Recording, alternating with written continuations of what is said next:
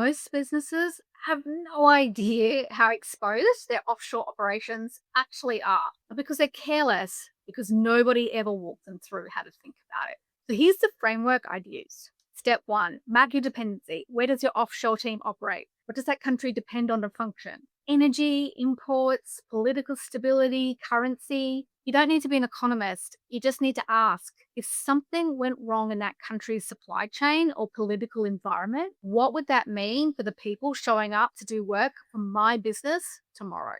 The Philippines imports 98% of its oil, almost entirely from the Gulf. When it gets tense, and right now it is, that's not an abstract geopolitical fact. That flows through into transport costs, electricity, cost of living, and your team is feeling it.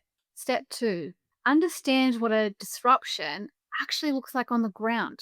Not the worst case, but a realistic case. Can your team still get to the office? Would power be reliable? Would cost of living spike in a way that creates pressure on salaries and retention?